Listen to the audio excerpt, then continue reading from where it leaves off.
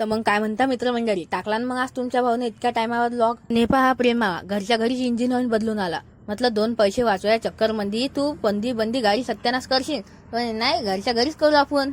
म्हटलं कर तुला जसं वाटेल तुझ्या हिशोबानं. मग त्यानं बदललं भाऊ गाडीचं इंजिन ऑइल. आणि मग आम्ही गेलो जरसं हिंड्याले. आणि हिंड्याले बी काही जास्त दूर नाही गेलो की 48 चक्कर मारला ना आलो भाऊ ऑफिस. घरी पोचलोही नाही तर अजून एक काम भेटते आम्हाला, काय तर मग प्लांटवर जा आणि तडून पाणी घेऊन या. म्हटलं काही विषय काय, आता जातो प्लांटवर. आणि हे पाहू तटचं वाघूरचं प्लांट. तडून घेतो वर रपसप पाणी भरून आणि चालला होतो घरी. घरी गेल्यावर मी घेतो फटकीने आंघोळ करून. आंघोळ गिंगोळ करणं झाली. मग गेलो जरसा वाळग्यात पोरं बसले होते, तटचाक बसलो जराकभर. मग आलो घरी. घरी आल्यावर गेलं जराकभर अंग टाकून भाऊ, झोप येत होती.